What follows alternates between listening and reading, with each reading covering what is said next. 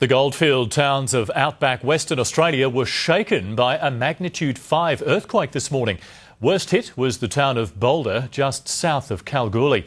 Several schools, buildings and hotels are damaged. Mid-morning shopping and locals bolt the moment the quake strikes.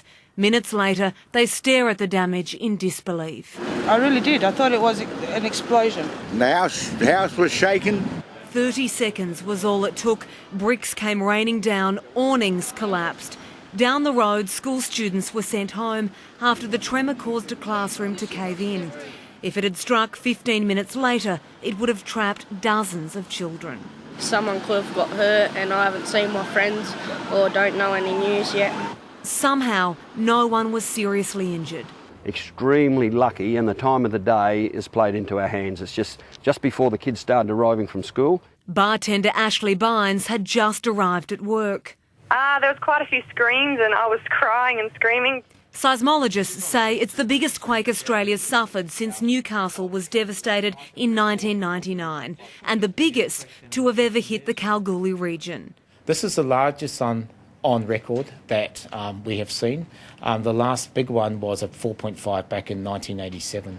Boulder's main street, not a soul in sight. The damage bill, tens of thousands and rising. Jessica Rich, 9 News. The wave of earthquakes rippling around the world struck Australia today, with the West Australian city of Kalgoorlie-Boulder rocked by its strongest quake ever. Historic buildings were damaged by the magnitude 5 quake, but no one was seriously injured. It forced the closure of one of Australia's largest mines, along with the evacuation of schools, hotels and hospitals.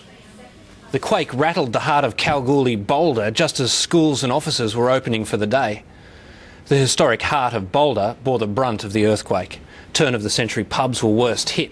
Ceilings collapsed, walls fell and balconies came crashing onto the street. It shook like so bad. I was upstairs in the building. We're in an old building, and the whole building just shook. I thought I was caving in. The city's residents are used to underground vibrations caused by mine blasting, but they never felt anything like this. It was terrifying. It was really unexpected, like bottles are coming out of the cupboards, fridges are falling over, part of the roof was coming down, bricks are falling outside. It was really terrifying. Most of the people ran outside first and I just jumped under a sink. I was screaming. Yeah, it was really terrifying. It wasn't fun at all.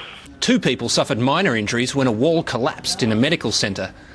Boulder's town hall was badly damaged and a ceiling collapse forced the evacuation of about 80 pupils from the local primary school. Every school has an emergency response plan, and which includes an evacuation component. They all sort of kicked into gear, and while it was still prior to normal start of school, we did have students and staff in classrooms at that time, and the evacuation plans worked successfully.